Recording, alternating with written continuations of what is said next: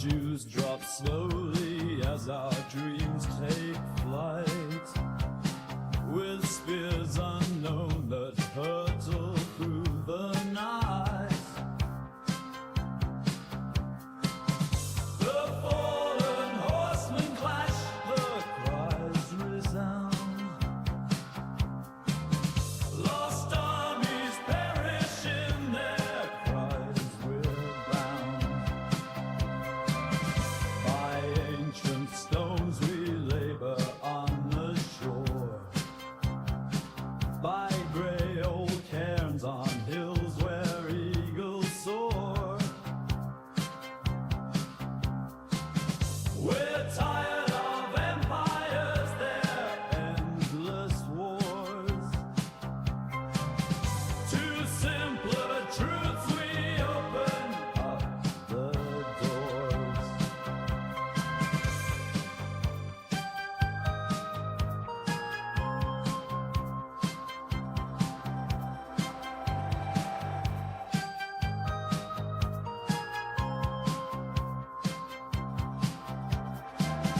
We're tired of empires, their endless wars. To simpler truths we open up the doors.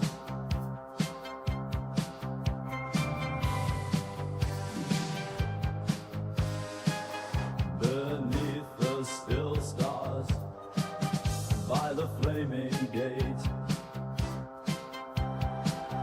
we bow to you, the master of our fate.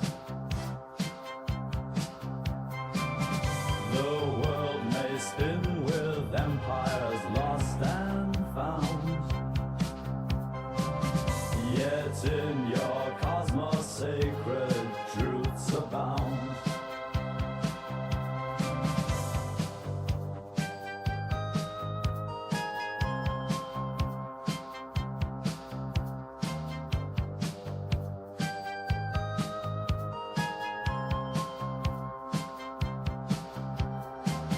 We're tired of empires, their endless wars. To simpler truths we open up the doors. In the Black Valley where the shadows play, we seek the peace that quiets endless fray. Our dreams laid out beneath the starlit sky, in the silent cosmos our spirits lie.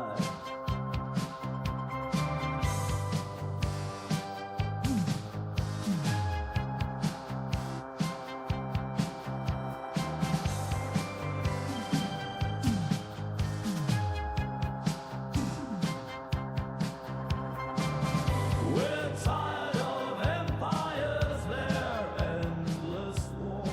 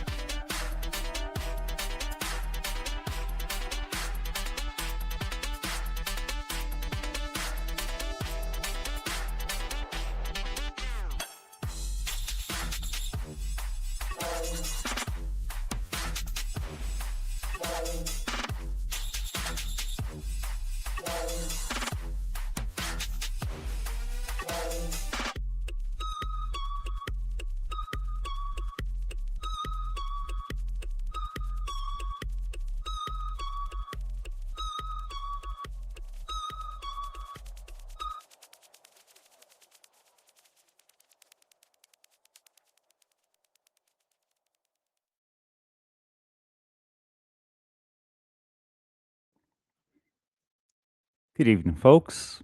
Welcome to the Anti broadcast. It's what's going on here? Oh dear, that's that's jammy. I didn't expect that to happen. Let me put over here. That's good. All right, there we go. A little bit of size. How are you guys doing out there? Um, I'm your host Howard, flying solo for Morgan, our good friend Morgan. Sad he can't be with us tonight, but you have those days. And I just thought I'd pop on anyway because it something needs to be said today. I think we are rushing into a new world very quickly. A lot of ooh, what am I doing here? I'm not playing the live feed of Temple Bar, am I? There we go.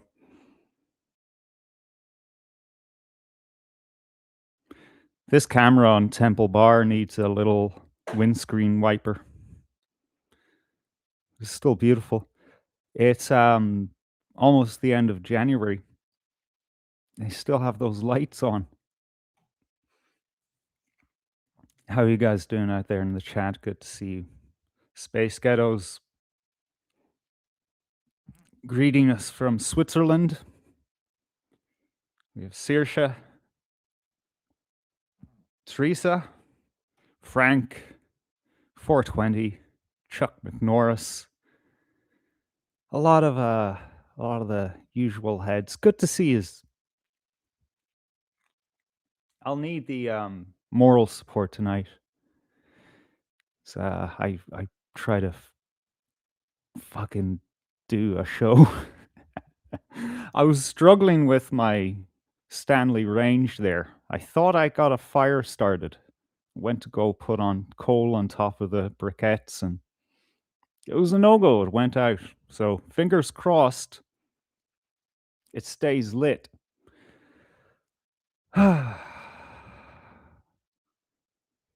Say a prayer, folks, for the suffering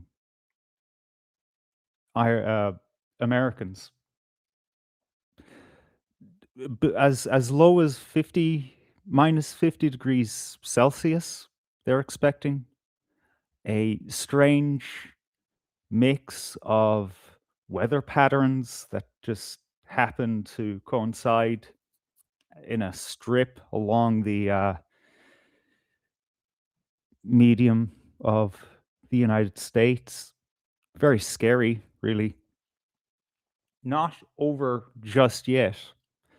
I'm hearing minus 20 Celsius in Minneapolis. Is it? Yeah, Minneapolis, where they're having the huge protest against ICE or just the federal government in general. Truth is, it's the United States regime changing itself. I'm convinced of it.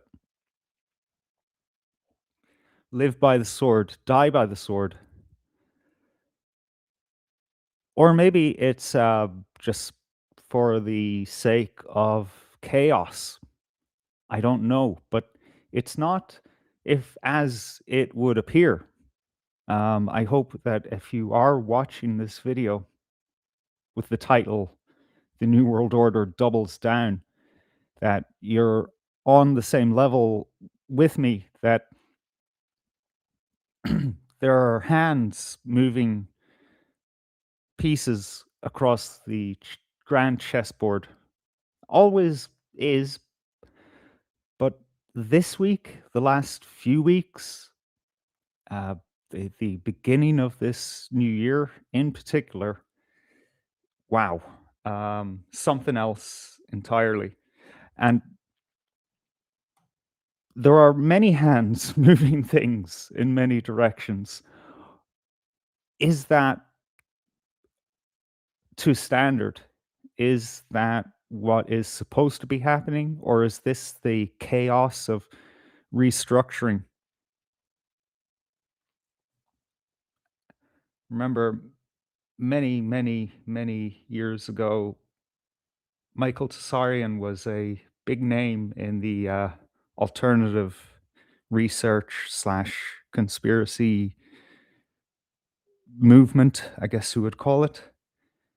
And he made a lot of good points throughout his career. And one such good point was the structure of the hierarchy that runs our world. It's not a direct top down tyrannical situation. You have various camps who vie for more power than the other. You have various levels of hierarchy who are working autonomously, but when the whip is cracked, they come into line. This seems to reflect events, how we see them. We have the various camps of neoconservatism and neoliberalism and communism and fascism and the various different religious orders and cults. They all serve the one end. Even Democrats, Republicans, Fine Gael, Sinn Féin, always going in the one direction. So my question is what we're seeing as of late in the last few weeks, in the last year since Donald Trump came to office, a completely organized affair, or is there uh, a little bit of unexpected disorganization, little unexpected chaos? A lot of people rightly say that this whole thing within NATO, between America and Europe, that it's um, theater. I would agree. But how much of that is orchestrated in order to bamboozle us, to keep us on edge? Uh, let's look at what's happening in Minneapolis, right? We have, here we go. I will share this screen.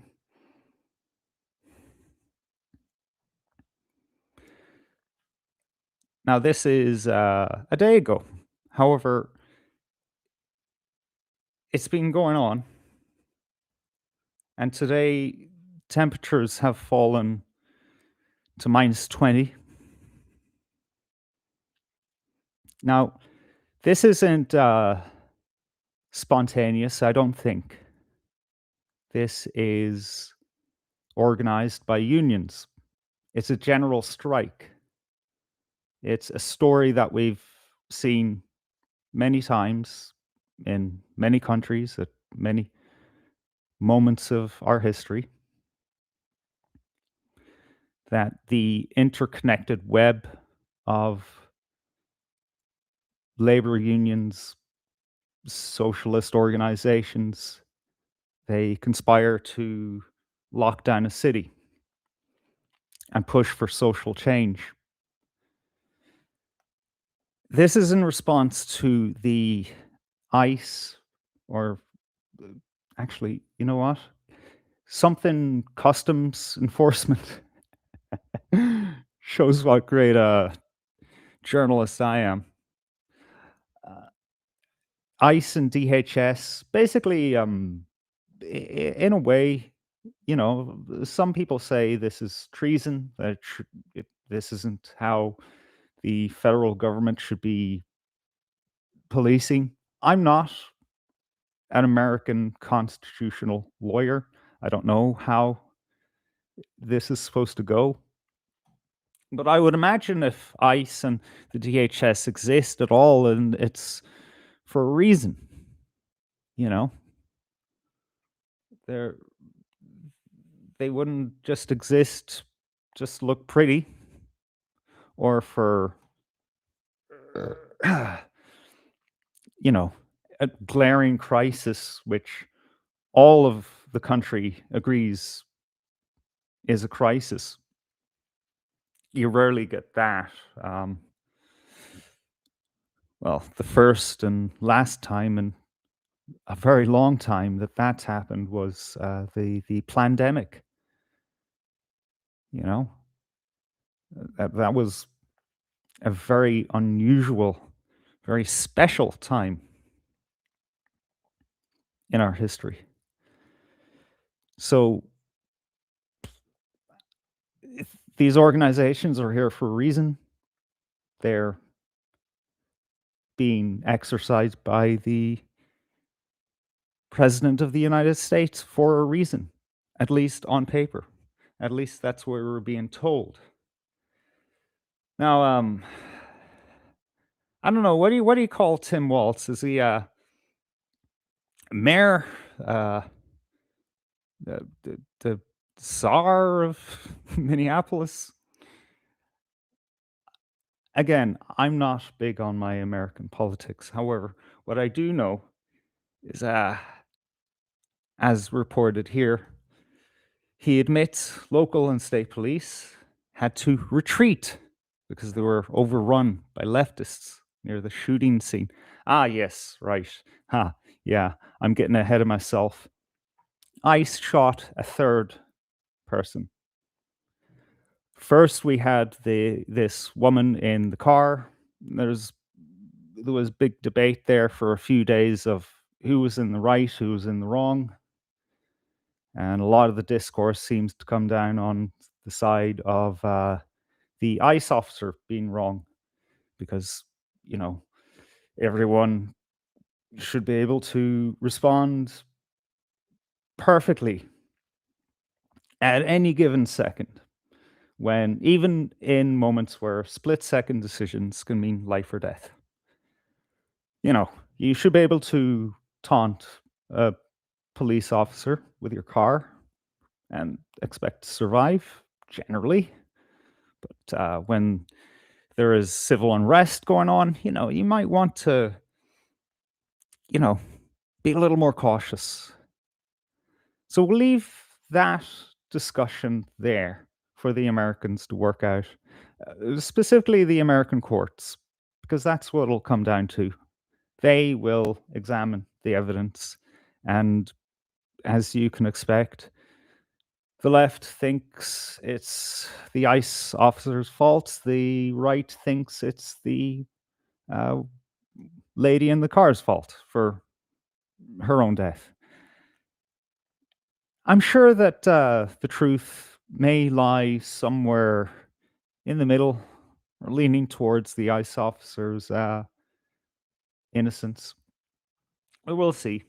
The second situation I'm not familiar with. However, there was a much more cut and dry shooting today.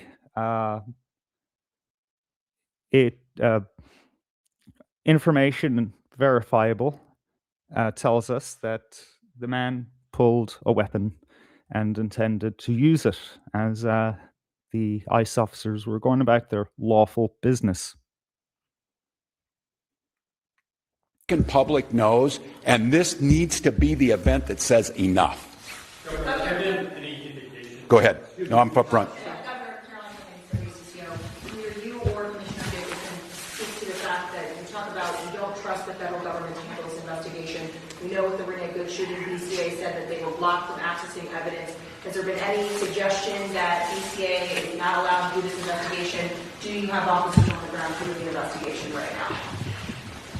The question was related to whether or not the BCA is on the ground currently with the investigation.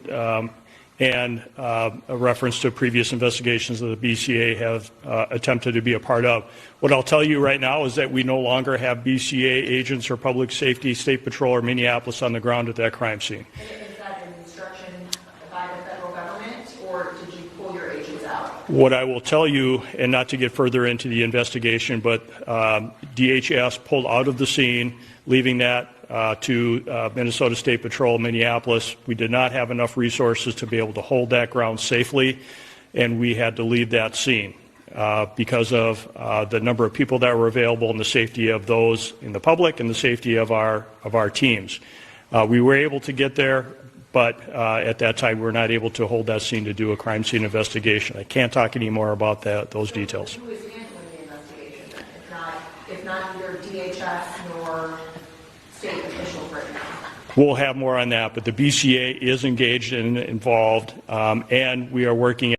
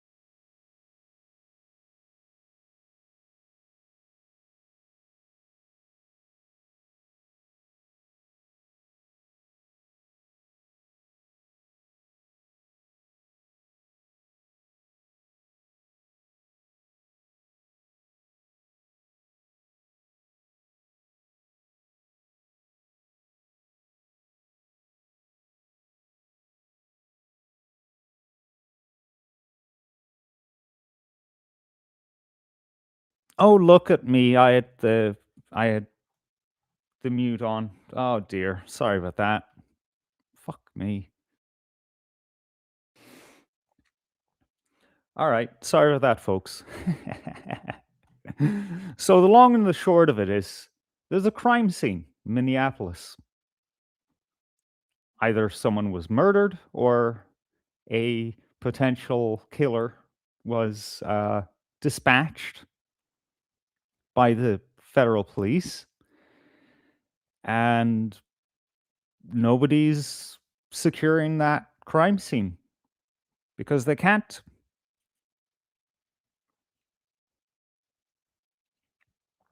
Education says Howard is doing an art bell in honor of deaf people. Bravo.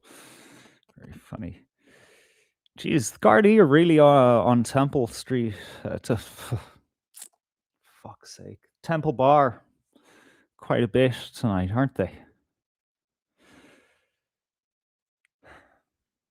This is, like I said, the United States regime changing itself. And yeah, actually, I was reading Saoirse's chat, but I was reading it silently. I think the Trump administration is highly organized and will have plenty of surprises up their sleeves for us, and not the nice type either. Now, I happen to agree. There's something about Donald Trump where he is seen as not a very serious person, but on the flip side, he is seen as serious. At least on the international stage, he's not seen as serious. In that he says things and he's not being taken seriously. Like, for instance, the whole Greenland thing, he's been talking about that for a while. And nobody seemed to take any preventative measures because, well, that's just Trump. He says things. And if we look at, say, the peace process with Russia, he'd make an agreement with Russia, then he'd make an agreement with Ukraine and go back on what he told Russia. Then a few weeks later, a month later, he'll make an agreement with Russia and go back on what he said to Ukraine. I forget who it was that said that. Actually, it's Alex Christoforou who said Trump tends to agree with or repeat what the last person said to him. So he's a flip-flopper. But is he really? Is he just kind of hedging both sides so that he can just squeeze through the middle and obey his true masters, his true job that he was given when he, his brief that he was given when he became president?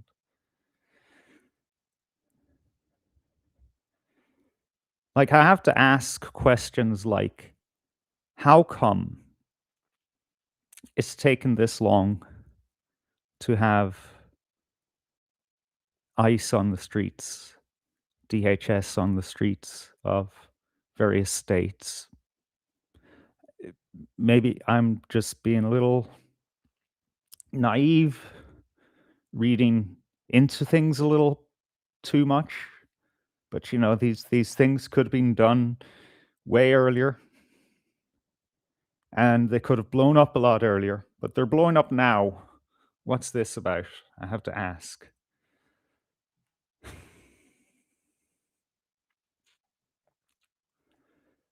I don't know if you guys remember James O'Keefe from Project Veritas. It was last year that he got somehow removed from Project Veritas. I don't know how that happened. If anyone in the chat knows how that came to be, I would appreciate the information. It's just something I didn't think to look up before the show. Pat Farrell says, because of DEI, what's that in reference to? Saoirse says, he flip-flops, but ultimately he will have no hesitation invading any country if needed. Oh God. Oh no. I read something. Oh, discombobulator. Is that even real? I don't know. Sometimes I see credible looking accounts on X delivering breaking news. And honestly, this one I could believe. Trump discombobulator. Because it sounds like something he'll actually fucking say.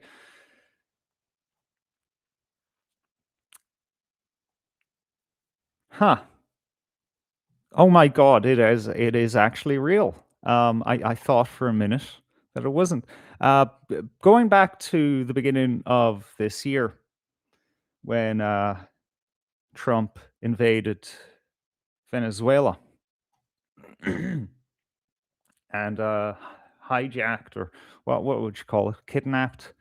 Kidnap is a bit of a weak term for what he did. I think it should be. It should have more of a serious term for it, because it's the leader of another country. Trump reveals to the Post secret discombobulator weapon was crucial to Venezuelan raid on Maduro. A few weeks ago, Morgan brought to the show that there was there were rumors that there was a secret weapon that the special forces used on their mission to capture Maduro.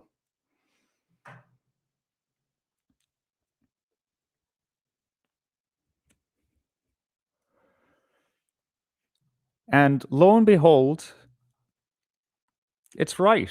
Oh, trying to manipulate the wrong screen here. Sorry. Washington. President Trump told the Post that a secret new weapon he calls the discombobulator was essential to the daring US raid that captured Venezuela's drug dealing dictator, Nicolas Maduro. God, the New York Post is such a rag. I don't know if that's all of American media that has to prefix Maduro's name with drug dealing dictator. Trump boasted that the mysterious weapon made enemy equipment not work when US helicopters swooped in to Caracas on January 3rd to arrest Maduro. Arrest? Fuck you. The discombobulator. I'm not allowed to talk about it, Trump said during an exclusive interview in the Oval Office. This is typical American stuff. You know, when a leak comes out from the United States, but you know it's not a fucking leak. It's not at all. It's a controlled dissemination of information. Of course, Trump is allowed to talk about it. He's expected to talk about it, actually, because he is talking about it. This is no longer a secret weapon. We know that they have them now, whatever this might be. However it works, the discombobulator. I would love to, the president added, before confirming its use in the stealth operation. They never got their rockets off. Oh, I love his casual language. They had Russian and Chinese rockets, and they never got one off. We came in, they pressed buttons, and nothing worked. They were all set for us. Oh, God. At least, you know, the end of the world is funny, you know? It just reminds me of this War Monitors on X shared this screenshot of the whitehouse.gov. And of course, his response was, yeah, okay, man. But now I have to fucking wonder, you know? But we are capable of so much more. Our technologies permit us to manipulate time and space. They leave distance annihilated, causing things to grow and improve productivity. Sure, that sounds like a bunch of shite, but what are they talking about?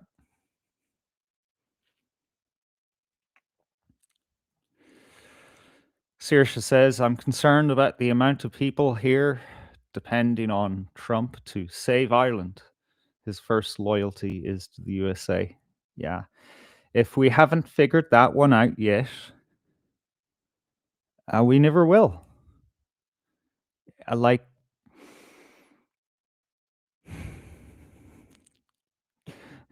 Frank Barron, is the secret weapon discombobulator a laxative?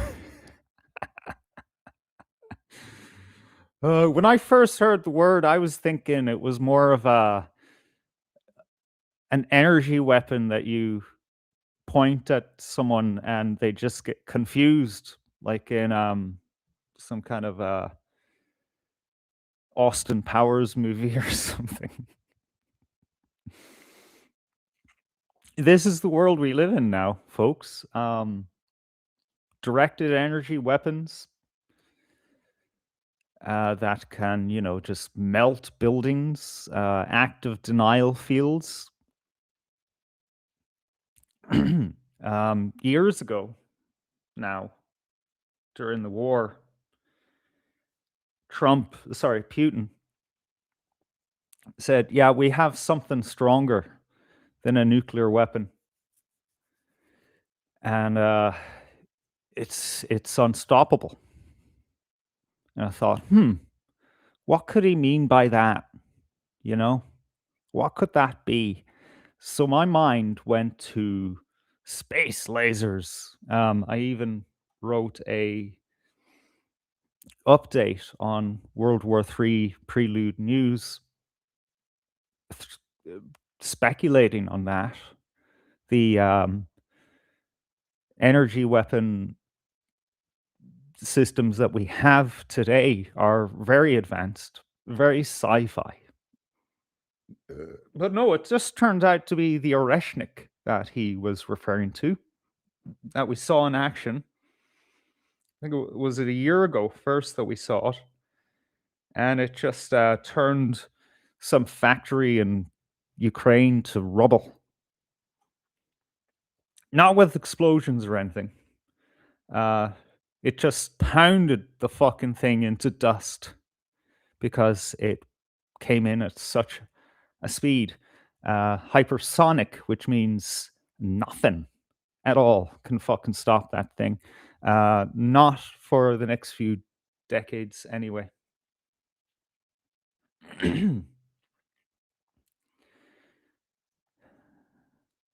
Saoirse replying to Pat, it's not going to happen. He points it out to the masses in the hopes people will actually do something, but if people refuse to listen, it's America first, as it should be. I finally got around to agreeing with my friend who is big into Trump. She thinks, she calls him her boyfriend, jokingly, but not entirely jokingly. She loves him. But I got her to agree with me that Trump is good for America, not necessarily good for us. There's a line there. And we have seen now, since Trump has embraced the New World Order, the multipolar order, and going about annexing and otherwise subjugating all the countries in the American continent. And he doesn't care. He threatened Ireland now with sanctions on 3 different occasions and got us to bend to his will. We are a backwater. We are lucky if we could describe ourselves as Bertie Ahern described Ireland when he went to the United States for St. Patrick's Day in 2003. And he said to George W. Bush, I consider Ireland the easternmost state of the United States. We'd be lucky if we could describe ourselves that way. But no, we're just food. We're a vassal to be done with as Donald Trump and the United States wishes. And as I said last week, we need to be careful of one-itis when it comes to world leaders, or national leaders. Putin. Putin did this, Putin did that. No, the Kremlin did that. Russia did that. Putin is the final authority, but not really. He has to keep a lot of people happy, just like any leader, democratically elected or not. Same with Donald Trump.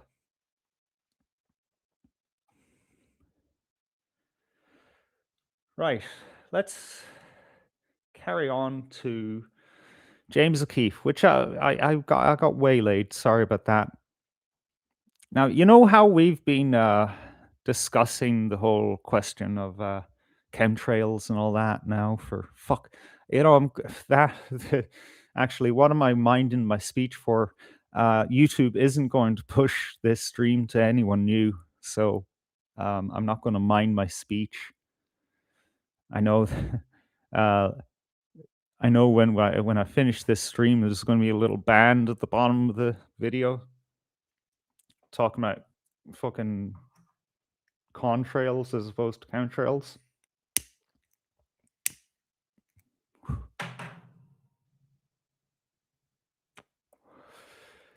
But I remember 2008,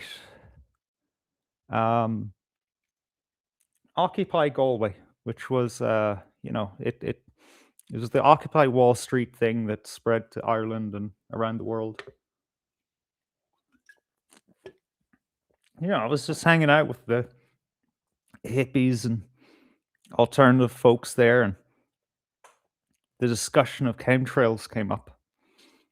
And I said, hey, so like, how do we know for sure? I mean, there's really no evidence that these things are. I was open-minded, but I wasn't completely, or well, even majorly bought into it at all. And I just said, hey, you know what? Like, there's no evidence for this, right? And they looked at me like I had two heads, you know? Because it is crazy, off the wall stuff. But now it's coming out that there's, you know, these patents for cloud seeding and all sorts of shenanigans to do with planes. And James O'Keefe of Project Veritas fame went to Davos and posed as someone who's looking for funding, I guess, to do some cloud seeding of his own. This is the condensed version of it, thanks to who is this? I want to give attribution. See that thing down there? Oh, climate change. Ooh, be careful. USA News.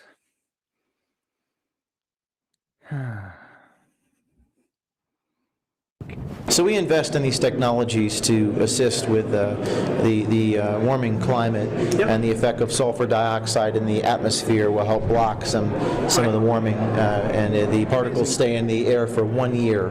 So, and actually we're speaking to some of the airplane manufacturers and to see if they can emit some of our technology into the atmosphere to help with the global warming. That's right. Fantastic. Yeah, climate. I mean, we don't like to use the term climate engineering. It scares people, so we prefer. Of course, but it's but for me, being an engineer, I think that's actually what you do. It's like, yes. You can have financial engineering, you can have, I'm sure, climate engineering, because it involves something that's more scientific. Yes, exactly. You're an engineer, you understand. And it's from Sweden, right? Yeah. So we don't like to call them chemtrails. We don't like to use this. So what do you call it instead? Well, we call it aerosol injection. Aerosol. It's kind of like little droplets. Okay. And the droplets form in the air, and they stay there for a year. Yeah. It's modeled kind of a mini volcanic eruption, actually. Yeah. I mean, aviation fuels have some sulfur in them, so it creates some sulfur dioxide emissions naturally, and that does have a cooling effect. Now, this guy, Kennedy Ritchie, who runs a company called For Air, spoke on stage, and he says on his website that he wants to, quote, decarbonize the aviation industry. He actually told me he was trying to eliminate contrails entirely, but then brought up cloud seeding. A lot of the work actually came out of the military, so they do this all the time. Have you worked with them at all? No, because they're a little more closed door about their procedures. You ever heard of sulfur dioxide? Yeah. You've heard of that? Okay. Yeah. It's actually pretty cheap to do it. The ability to put sulfur dioxide there is actually a pretty cheap way to cool down the earth. Oh, yeah. So the opportunity for one or two people to do it is impressive. He went a little further. He's like, it'd be interesting if the government start doing this over each other's territories on purpose. Like if we start getting to weather modification as a government, either good or bad. The closest one I'm aware of is someone called Airborne Snow Observatory. They do some more like weather, I don't want to say modification, but more like upper atmosphere weather monitoring is probably a better term. Yeah. Now, according to the website Airborne, This is what this guy Richie brings up. Measures snow depth, snow water equivalence, provides highly accurate snowpack data, is a commercial spin-off of NASA's Jet Propulsion Laboratory snow monitoring technology used to help water managers and scientists. Earlier today in this room, Al Gore was in this room, Larry Fink was in this room, and now we're in the room talking to people about... He looks a little bit like Sam Hyde, if anyone out there is familiar. Just thought I'd say that. geoengineering, weather modification, and the trails that come behind airplanes and what's going on. I don't want aluminum oxides in my lettuce. Are you kidding me? Say that again? Aluminum oxides. Aluminum oxides are part of the cocktail from hell that they're spraying above our heads. All right. Give me 1 second. I'm just going to check in on the live stream. Yoke me Bob. Make sure that we're still live. Oh dear. Are we live? I'm not entirely sure. Ah, we are. Yeah. Okay, just checking in because the chat was lively there for a minute and then it wasn't. I wonder what is the news on the storm going on in the United States. Has it gotten as low as 50 minus degrees? By the way, I figured out that when you get into the minus of Fahrenheit and Celsius, they're pretty much the same. I don't know. You tell me how that fucking works, because I have no idea. Thanks, Frank, for letting me know that I'm still alive. I just can't be too sure these days, you know? You know, as we all know, there's certain topics that, you know, just fucking could randomly get you kicked off of YouTube. Yet there's horrific fucking things that you can do on YouTube and get away with it. What's the typing in Grok news on the winter storm in the US? Because you know, I don't know where to look for this stuff. Grok will tell me. All right. Oh wow, look at that. Forecasts anyway. Up to 25 inches of snow are expected in Oklahoma, Arkansas, Kentucky, West Virginia, Pennsylvania, and New York. Whether they're still talking about minus 50 degrees, I'm not sure. O'Keefe is ex-military. Saoirse? You know, I like the Project Veritas stuff, the James O'Keefe stuff, but it feels a little limited hangouty. I forget who in the CIA or the American elite came up with that term, the limited hangout. It's basically if you have a scandal, right? What you do is you expose your own scandal, but you don't expose it entirely so that people just think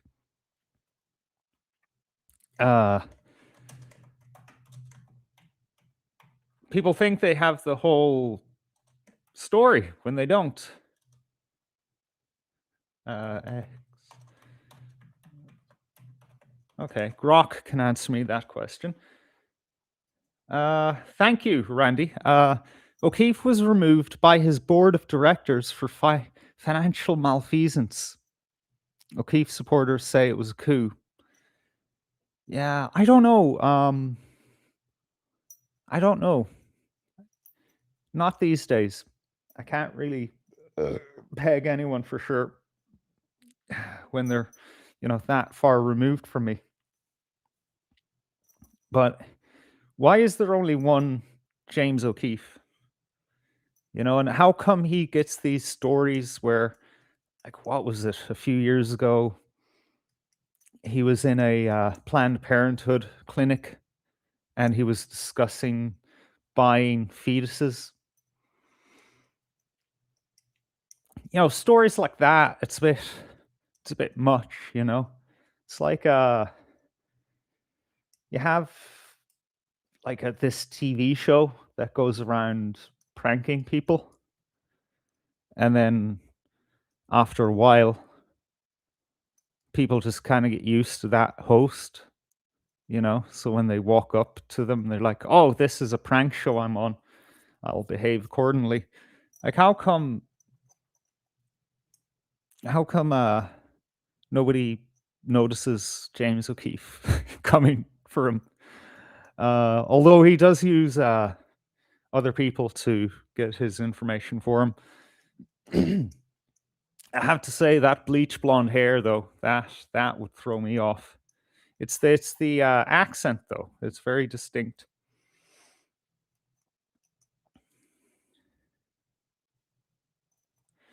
Frank Barron says, I may have broken AI.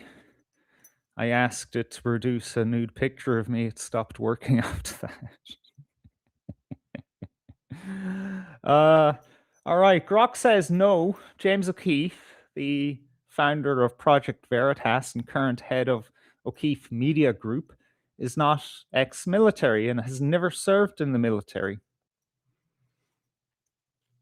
Okay. Yeah, I'll take that at its word.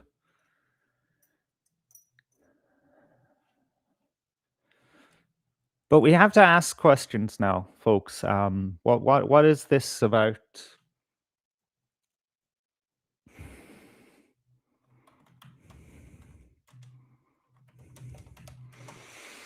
These mad fucking storms.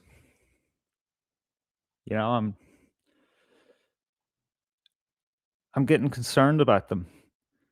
They don't seem to be matching up with what we would normally expect. I think a lot of people have picked up on that, and the situation is further made ambiguous by Med Éireann and the media misreporting weather patterns. A lot of the times you would see a headline on social media about like how the world's going to end in 2 days because of a bit of wind. People are like, come on, laugh, react.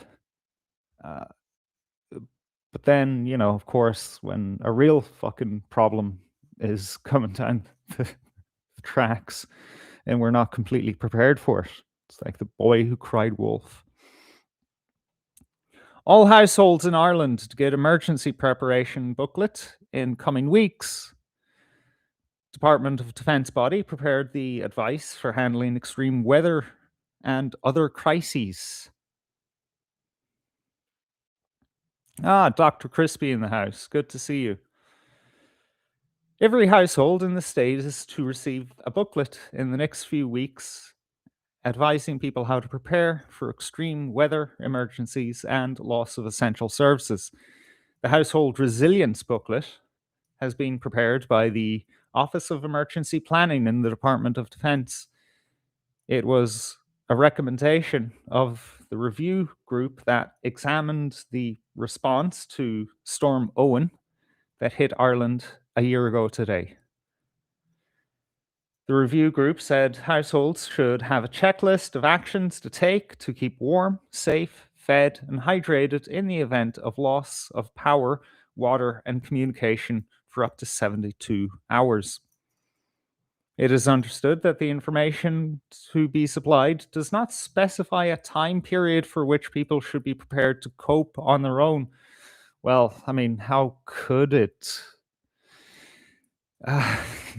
However, it is detailed about the practical steps they can take to care for themselves and their families. Meanwhile, local authorities have been issued with guidelines for establishing community support centres to provide the public with essential services when major outages and disruptions occur. The guidelines may say many different kinds of premises can be considered for designation as CSCs, including sports halls, community centers, town halls, and leisure centers. Requirements include that they have a large main room, tables, chairs, kitchen or food preparation areas, ample toilets, good Wi-Fi, good Wi-Fi, and plenty of extension cables.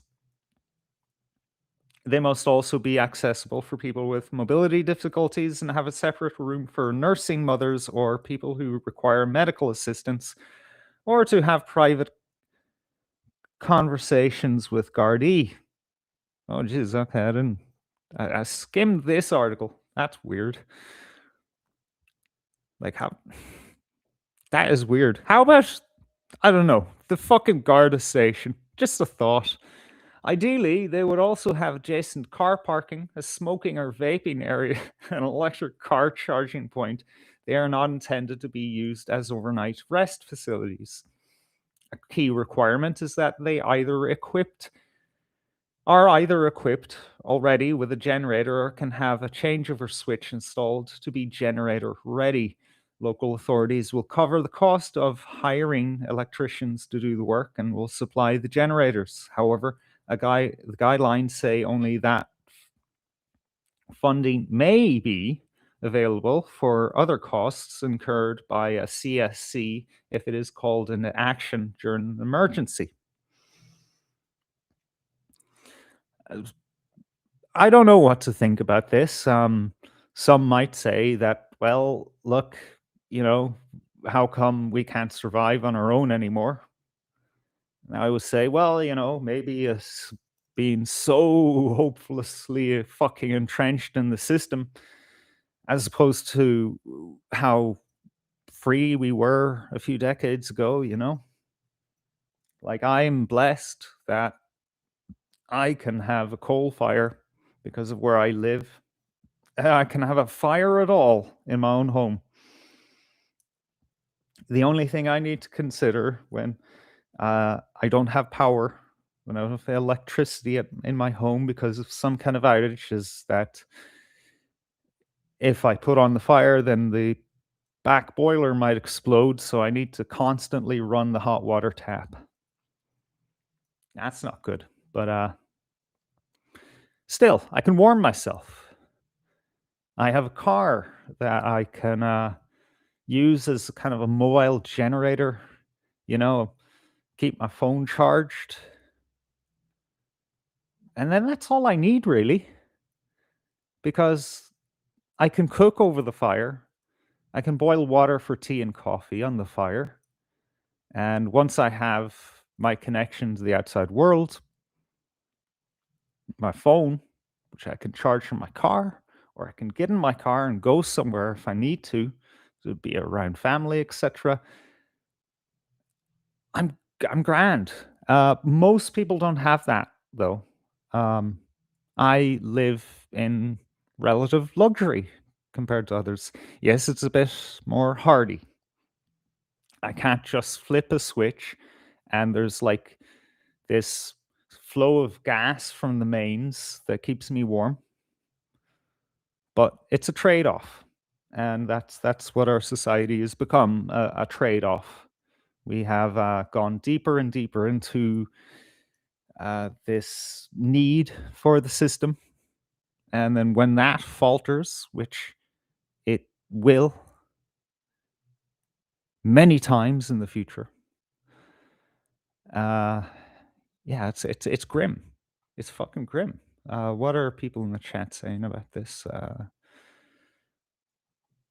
Oh yeah, Dr. Crispy. Was it iodine tablets they sent out years ago?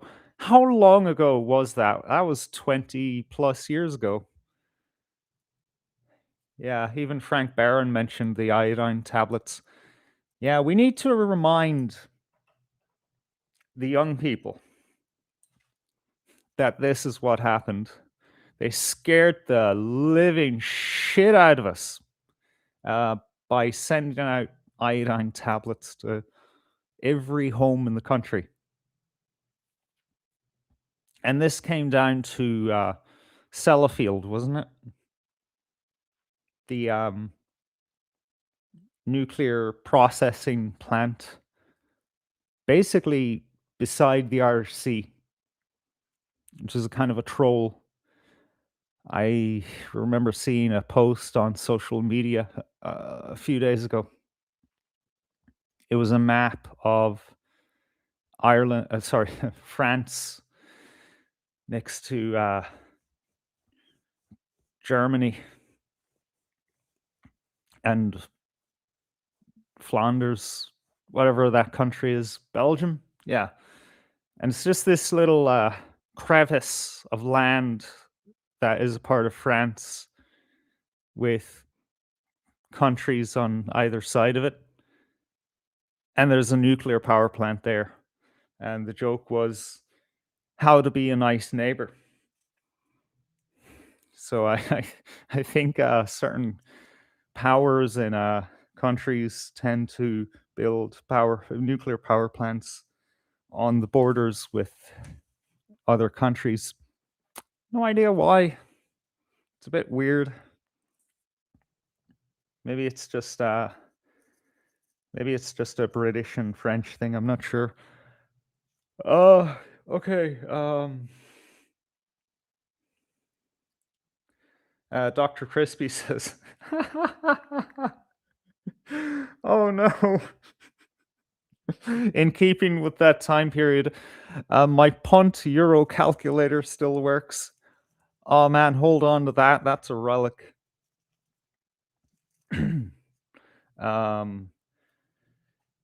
Pat Farrell says electricity going to data center instead of public.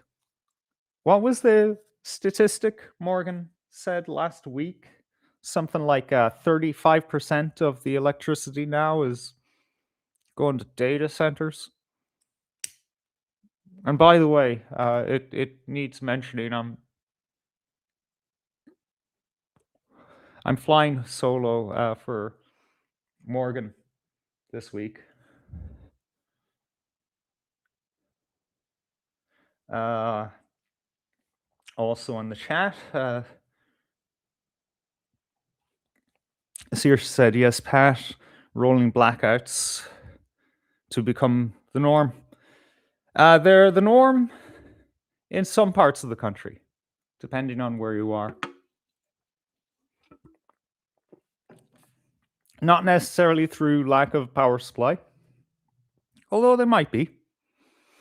I'm not sure. I'm not an electrical engineer, but I can take a good guess. I think up until recently, there was a serious fault in the little mini circuit that I live in, that my grandmother lives in, and strangely enough, several miles onto the next town where my mother lives, we all lose electricity at the same time. If there's a storm and I lose electricity, that means my grandmother is out, my mother is out. But the town that I live in or live beside, that's fine, or vice versa. And constantly, I swear to God, the ASB owes me a fucking kettle, because one day electricity just went out like 5 times in the one day, and then I get up to make a cup of tea and the fucking kettle won't fucking boil.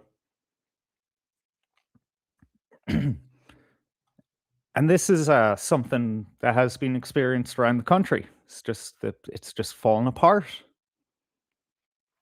Schools falling apart, roads falling apart, fucking electrical grids falling apart. We figured that out with Storm Owen. Turns out we gave a lot of our hardware to Ukraine. And it's kind of actually funny. Talking about people freezing. Ukraine is still freezing. Russia is still pummeling their electrical infrastructure because they're just fucking sick of their shit by now. They just want the war to end. They want capitulation on behalf of the Ukrainians. And they're going to get it because they are existing in like minus 10, 15-degree weather. So we gave up our hardware for our electrical grid to Ukraine, and now they don't have electricity either. So we're all fucked. If anyone needs reminding, large parts of the country were without power for weeks after this storm. It's just complete mismanagement and bureaucratic inertia that got us there. So on top of data centers sucking the life out of our electrical grid and the retirement of coal plants in exchange for fucking wind farms and all that shit, it's going to be rough in the years ahead. Now, I'm not just rattling off terrible things and commiserating with you here. I'm trying to build a picture. You know, I'm not. That's not my shtick. You know, I don't just like to complain and remind you of how terrible things are and get you to be miserable. I'm pointing out that there's something going on here. There's a push to inject all manners of chaos into our lives. For what end? I'm not entirely sure.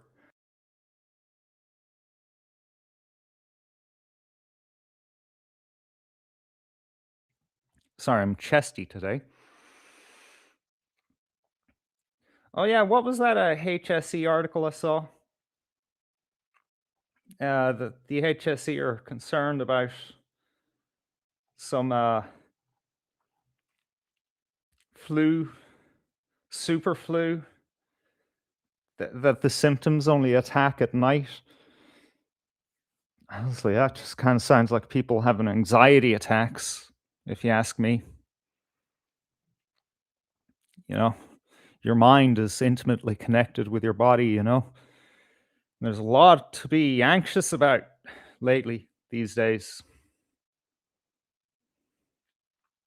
Well, I talk about a redundant statement. What's this? Sirsha posted in the chat here. We have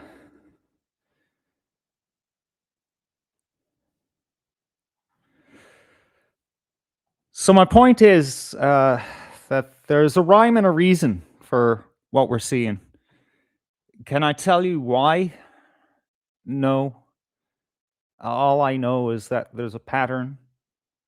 It's a very distinct pattern.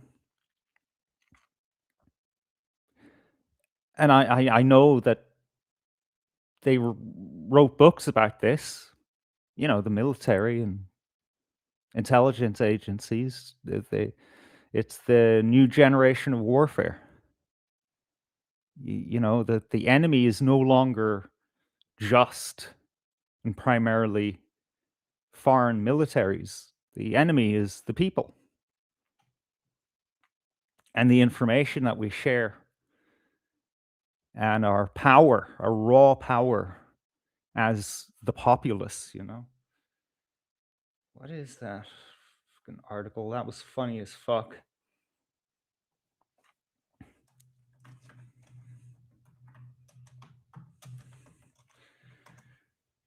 There we go. I don't know. As a humorous sideline, let's look at Dublin Live. Absolute fucking shit rag of a website, but we've got to keep up to date with what these people are telling us. HSE flags surprising superflu symptoms that hit at night. The flu is still spreading widely across all regions in Ireland, according to the HSE, which has issued a renewed appeal urging anyone who feels unwell to stay at home and help limit the spread. New figures from the HSE's Health Protection Surveillance Centre show that while flu cases peaked before Christmas, the virus continues to circulate at high levels in the community. Have you guys heard of any of this at all? My uncle was down with it, with something. Anyway, it. In the general it. Someone has it. Could be anything really. And it was all in his head. Not figuratively. It was just in his head. God, I'm such a goofball. 2-3 weeks, something awful like that. Luckily, at the most convenient time of the year for him. But that's about it. Have you guys come across anything like that?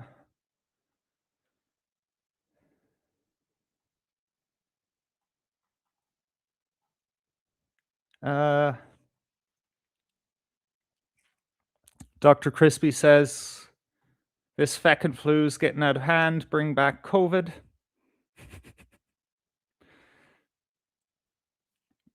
Morgan is in the chat. Good to see you. And he has it right. We are being fucked hard in the amygdala. All right, what is this mystery flu? Tell me, Dublin Live. I really need to know. In the first week of January, almost 2/3 of people hospitalized with flu were aged 65 or over. Okay. The highest number of flu cases this winter season to date has been recorded amongst those aged 65 or older, as well as children under 15. Okay. What are you telling me here? The main flu virus circulating this season is affluenza something or other, which I don't care about, which the HSE says can be very serious for adults, young children, and people with underlying health conditions. In other words, everyone. This strain has been dubbed super flu by some health experts because, that name has never been taken before. Fuck. Just tell me what the fucking symptoms are. What is it? Okay. If you have symptoms,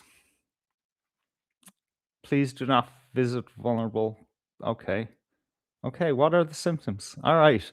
A sudden high temperature of 36 degrees or above. Well, hang on a minute. What's that in Fahrenheit? Aches and pains, feeling tired or exhausted, a dry cough, a sore throat, headache, difficulty sleeping, loss of appetite, diarrhea or tummy pain, feeling sick and being sick. What the fuck?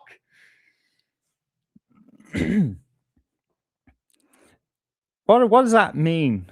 Feeling sick or being sick? Jesus Christ.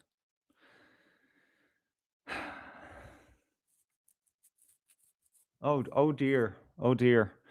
Oh dear. I blew up someone's spot, didn't I? Or did I?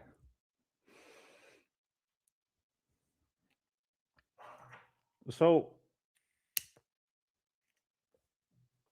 we have the United States regime changing itself. We have weather modification that's freezing people. What else did I cover so far? Fuck, I think that's it. Jeez, what a waste of an hour and a half. I didn't get through anything, did I? Yes. Households being issued with the survival booklets. You have the geopolitical crisis that's freaking everyone out. well, the big wigs anyway. Simon Harris came out and said that the recent shenanigans of the United States is a wake-up call for Europe. That just happened to be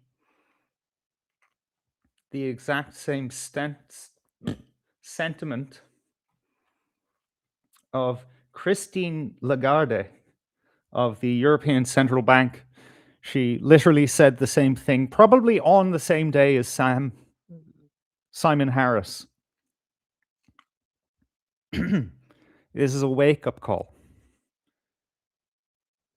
We're being fucked with, folks. Psychologically, wherever you turn.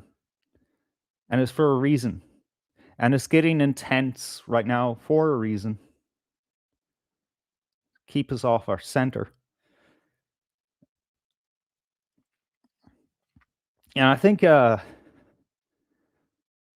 everyone is kind of aware of the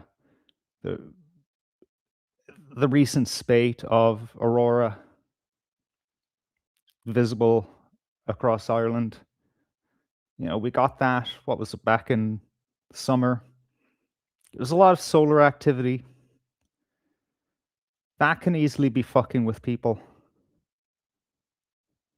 And it could easily be that tomorrow, next week, next month, one of those solar flares takes out our fucking electrical grid. And that's what I'm thinking that this booklet being sent out might actually be about. And we might actually need to fucking survive on our own for an extended period of time. Because once the electrical grid goes down in that fashion, it's over. Now, I've covered many times on the show recalls, product recalls. Oh, wait, I opened up the wrong one.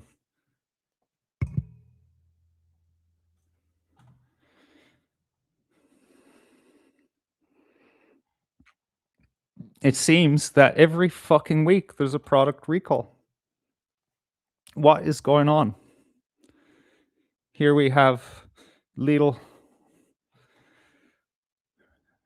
They're recalling a bakery item. Do not eat. The Bridge Bakery Oxford lunch cake. I don't know who eats this, and I don't care to know them. But what's going on? Everything seems to be poisoned. And this. Safety fear. Stop use immediately. Warning as popular kitchen gadgets sold in Ireland recalled over safety concerns. Wolf Steel UK Limited is carrying out a recall of the Napoleon cast iron grids. Don't know what you'd use them for. I think they go on top of your gas cooker. I don't know. You tell me.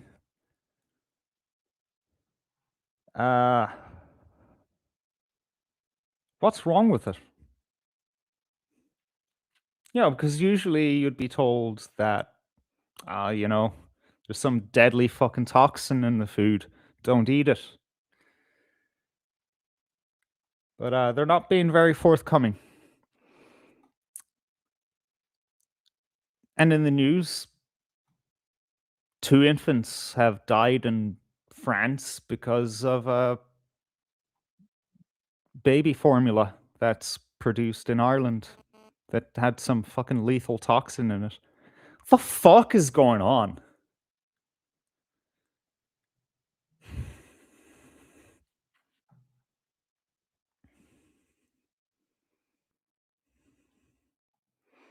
Dr. Crispy asks, what could be wrong with cast iron? Yeah, that's my fucking question. I would have read this article before I came on the show, but It just happened to fucking pop up for me. Issued recalls for the cast iron grids after discovering that the product poses a risk of ingestion of broken pieces. Are you supposed to lick the grid or something? It was discovered that the product's coating can blister during exposure to very high heat. Cast iron my fucking hole. Exactly, half cast iron. Jesus. Now I'm fucking worried about the cast iron cookware that I got 2 years ago. Is that real cast iron? I'm not sure. Because, it used to be black. Now it's not quite so black anymore. Why was it black and it's not black anymore? Am I ingesting something in my food? Fuck me. I was thinking there was something wrong with my brain.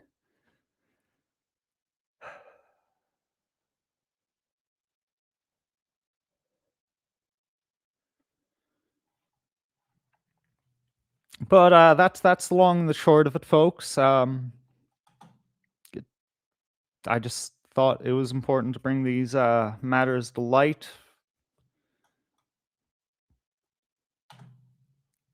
And that's all I have for you. Unless Morgan wants to pop in for a chat, or anyone really. We can drop the link to the chat and you can pop in if you want.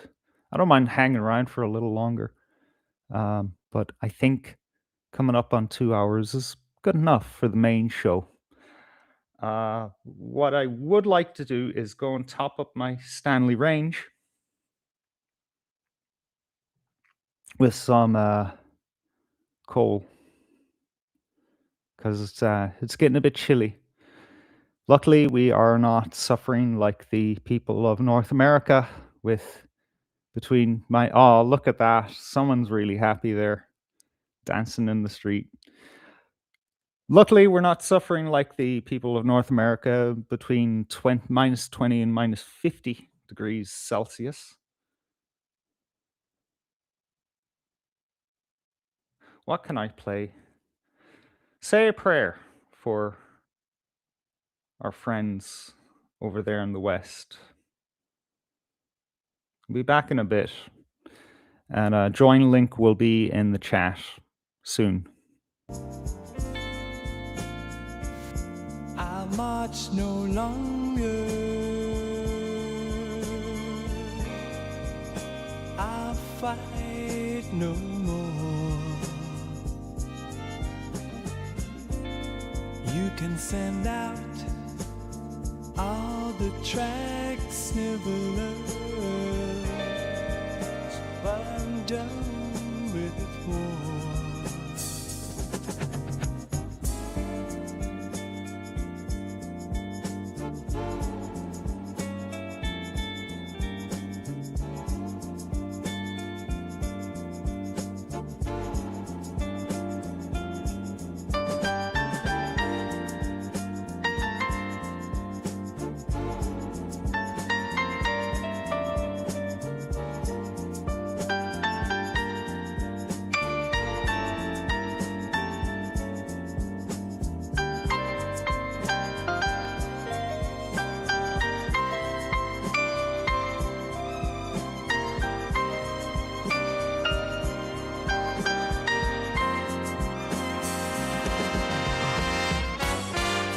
Wind him up, bring him back, conscript is certain. The worm drink is loose. Wind him up, bring him back, conscript is certain. The proof is in the juice.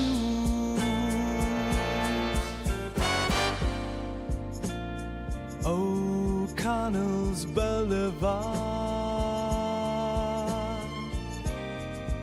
Phoenix Park, TikTok liquor, Thunderbird. now that we have totally lost all composure, we will wither from exposure beneath the sun. Dun, dun, dun, dun.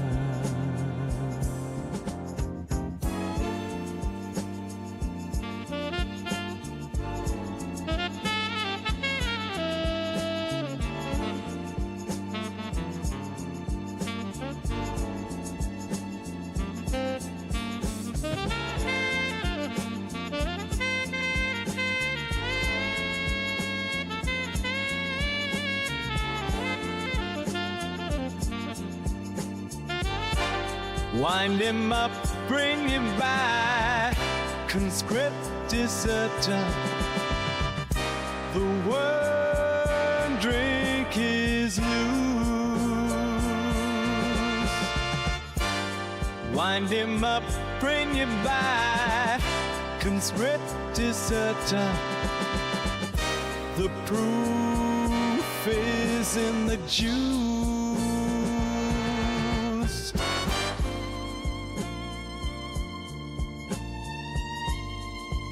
If you see me at the bottom, please bring me my running shoes.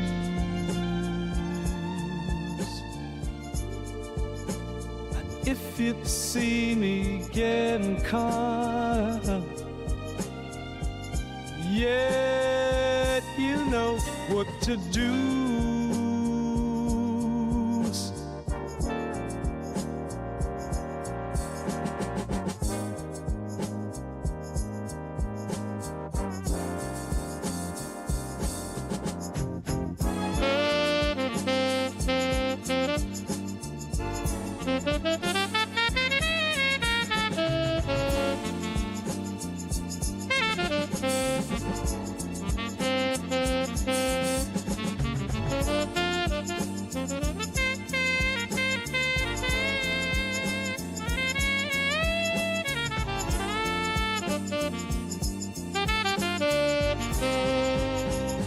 I'll march no longer.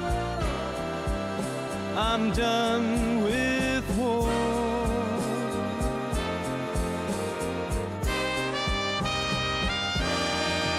Send out your snivellers, but I'll march no more.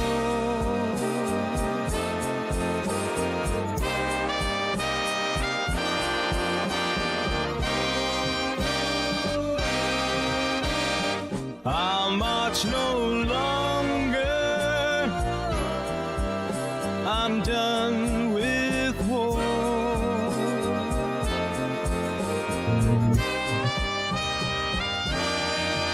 Send out your snivellers,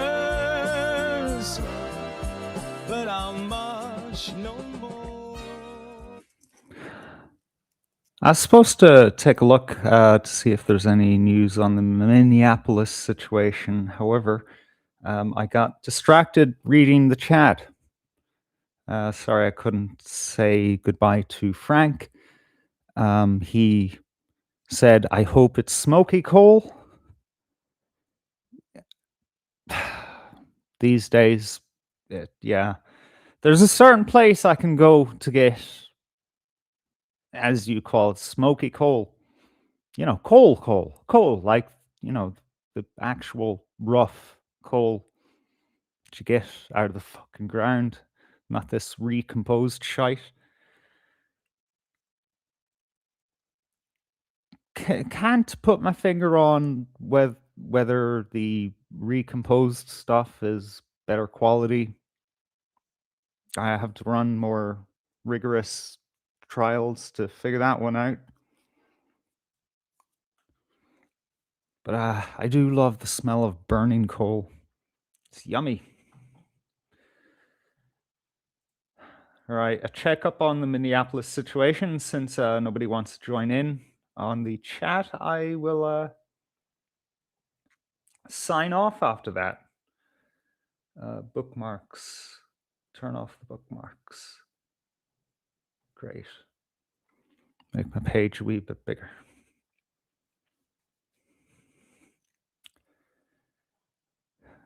Dr. Crispy regaling us on the horrors of dealing with the ESB, ringing up to report a fault and then being told, we don't have a report of a fault. Well, that's what I'm fucking calling you about.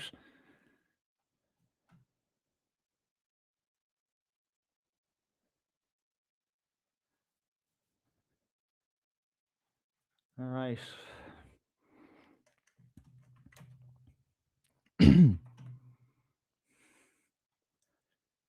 Looks like I have to go out of my way to search for news of the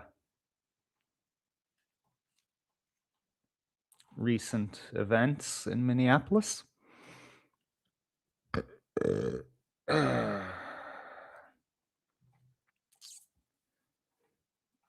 Because X will show you any amount of fucking shit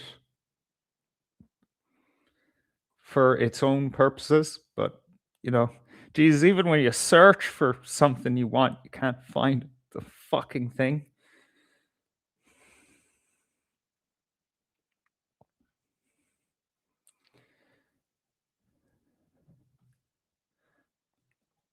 Pat Farrell says, turf, the smell of rural Ireland. Oh yeah, I love me some turf too. Anything really, anything combustible. Smells yummy.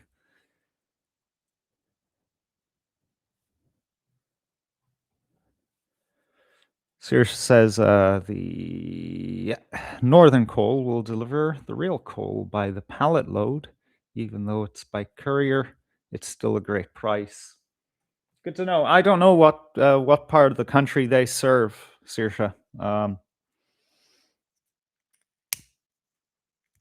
Or if they would actually deliver anywhere, because that would be good. I like supporting my local business by getting my fuel there. However, it is a pain in the dick having to go every few days and pick up a bag of coal here, a bag of coal there. It'd be nice to just get a fuck ton of coal and it's just there.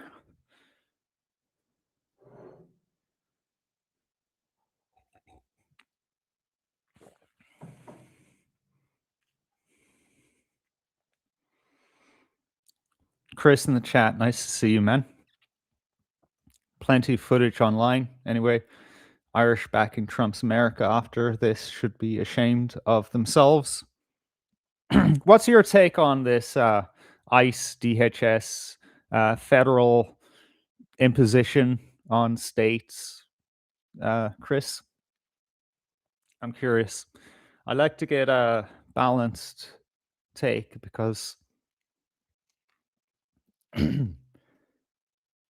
social media just doesn't do it anymore. Facebook, people don't really talk about politics on there. I'd imagine it's just as bad as X in the corners that you can hear political and other such news items. X is a nightmare.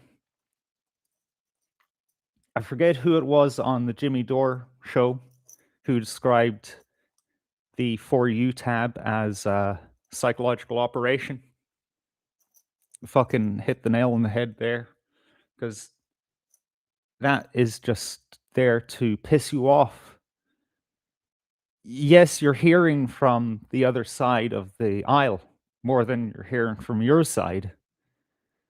But that's not to inform you, that's to piss you off, especially since it's highly monetized now. And that just means that people post inflammatory things because that's what gets the views, that's what gets the clicks, the likes, and the reshares. But then you go to the following tab, and unless you're insane, you're not going to be following people who you don't agree with. I mean, you would, you know, sometimes a balanced person would do that. But generally, the people on the other side are just so heinous that to follow them would be to give them power. So it's really hard to kind of get a feel for what other people think and gathering new perspectives on an event.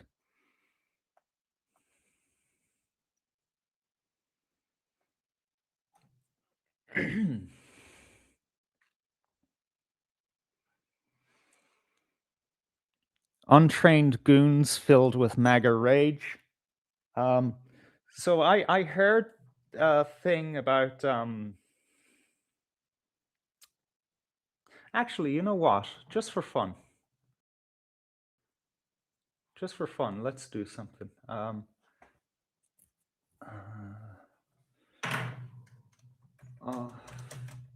Duty, ice, sir. DUI. Let's see. Yep, here we go. I got this one, right? This is a traffic stop of an ICE officer.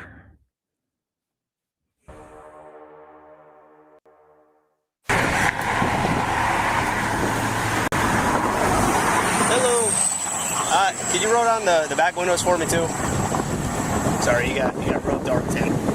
Hello. So Scott, where are you coming from? Miami down here to Isla and then back. So you're coming from Miami to Isla Mirada and then you're going back to Miami? Yeah, I live in Miami. Okay. Well, do you know where you are right now? Yeah. Where are you?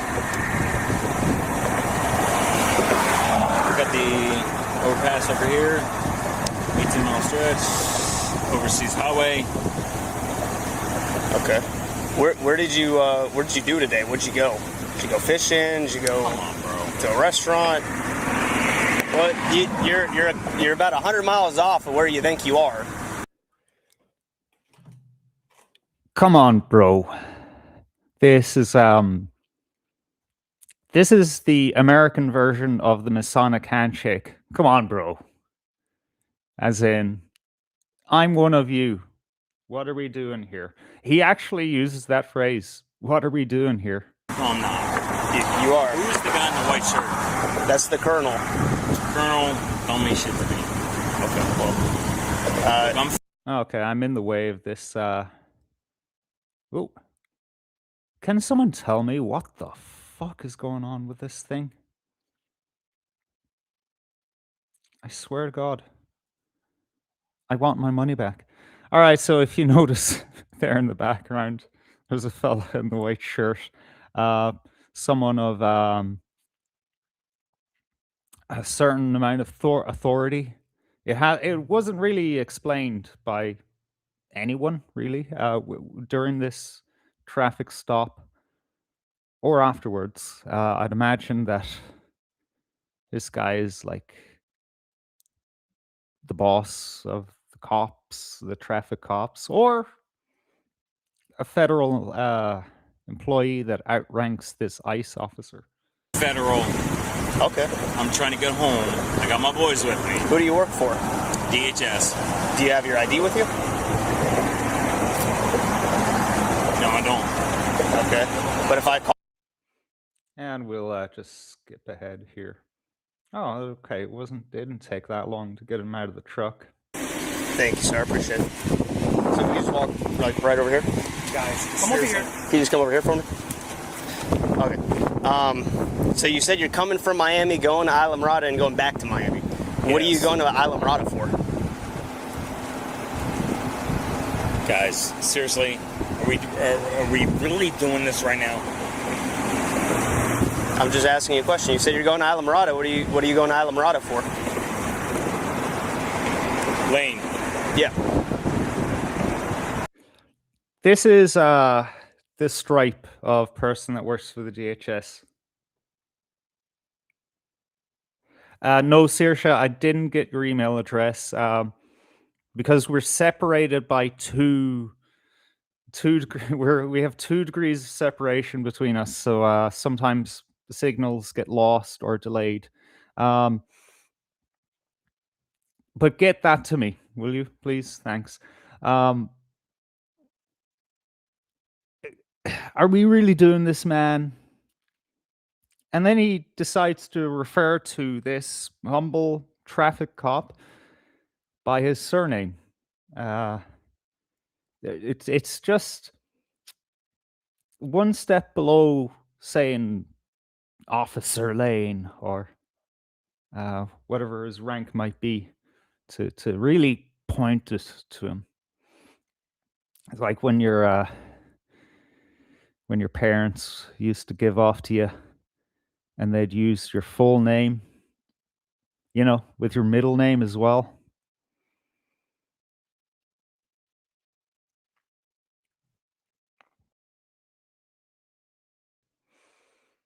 But this is the attitude, and just Chris's comment set this off for me.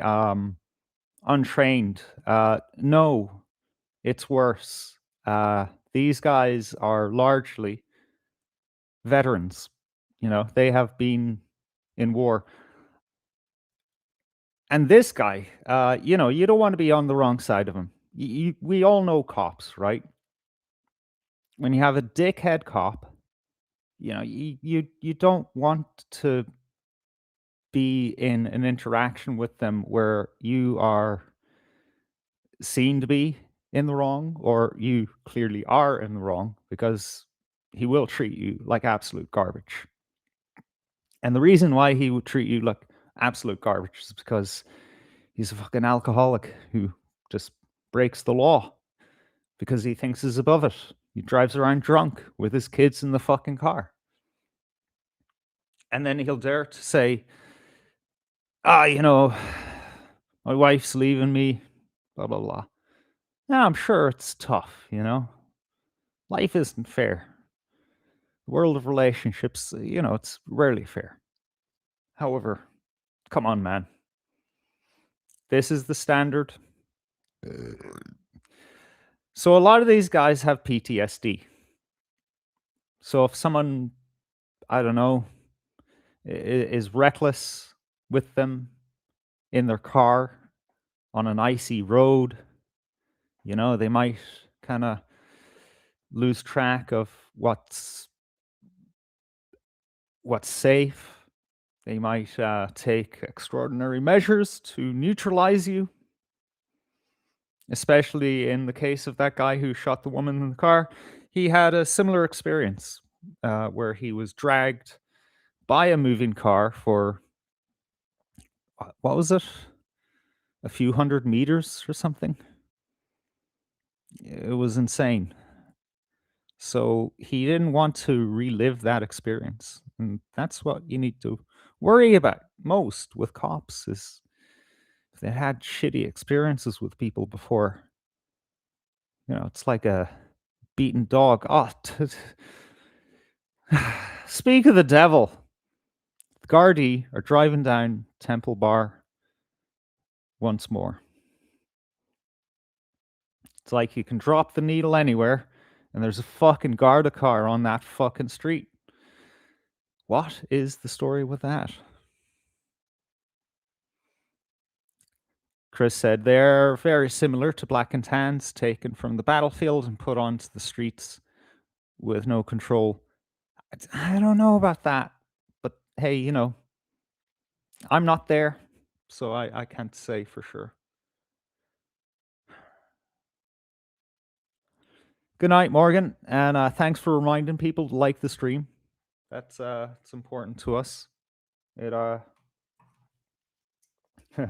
was going to say it helps us get out in the algorithm, but there is no algorithm for us.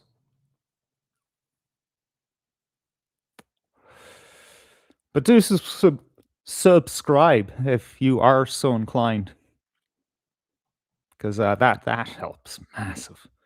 Oh boy, you don't know how well that fucking helps.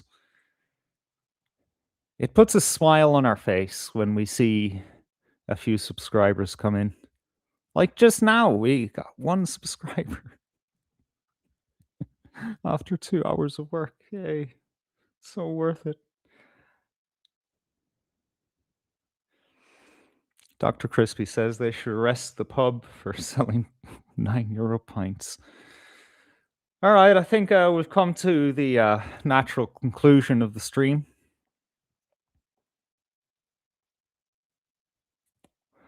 Sorry that tonight's show isn't what you've come to expect from the anti-broadcast.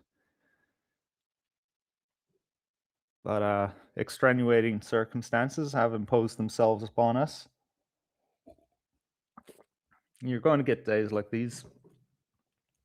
We run a very intensive schedule to keep you guys informed, entertained, and connected.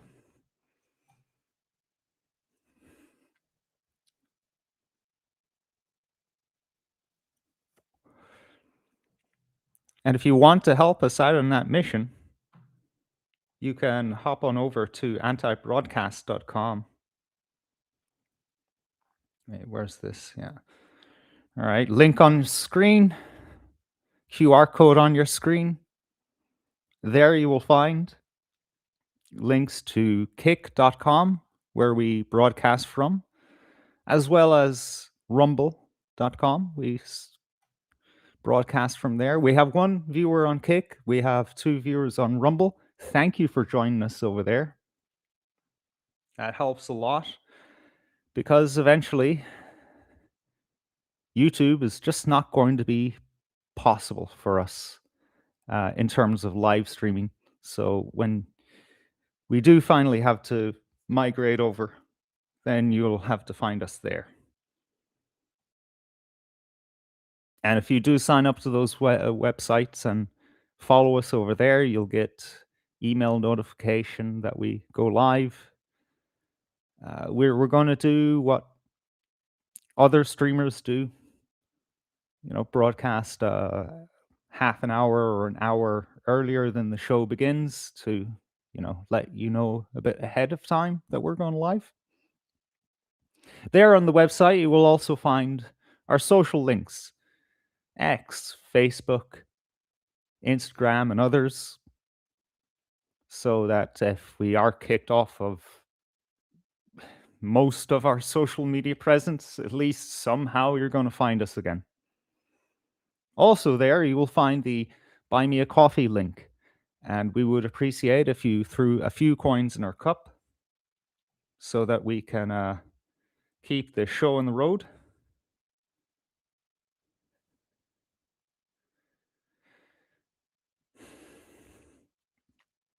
Just last week, we got the annual bill come in for Restream.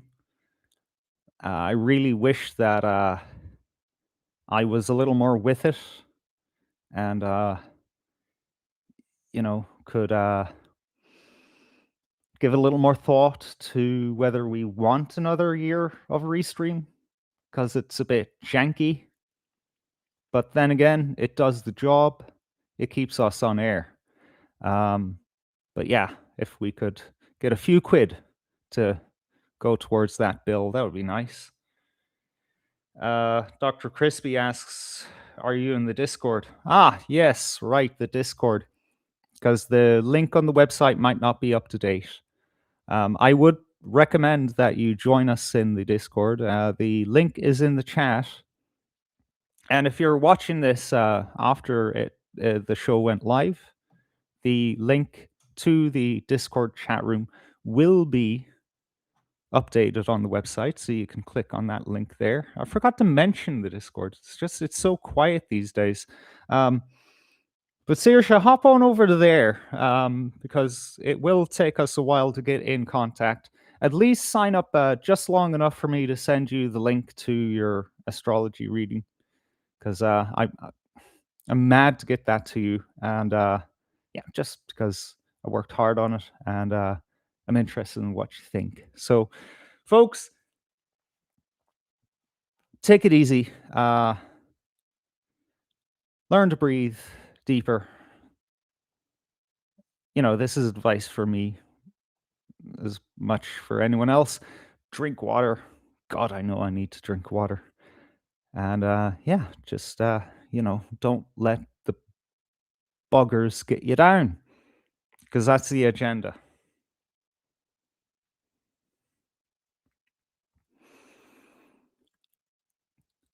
Was it Operation Chaos or something like that?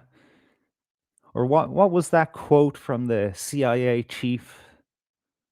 Said, "We know we'd have done our job when the American people no longer know what's real." We're here. We have arrived.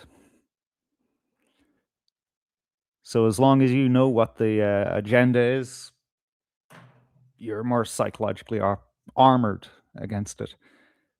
And yeah, Saoirse, listen to Crispy. He knows the struggle.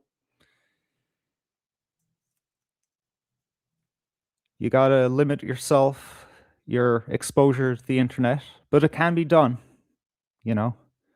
Apps can be put on silent, and you can just hop in, say hi whenever you want. But I know that you put in a lot of work there on your YouTube channel, and it's appreciated. I do see your posts on the regular. A much underutilized feature of YouTube is the posts section. People should get into more of that aspect of YouTube. It's kind of like Facebook or X without all the fucking drama and clickbait and rage bait and engagement farming. Because there's absolutely no incentive. Nobody ever subscribes because they see your post. Maybe, I don't know. But it's not as thirsty.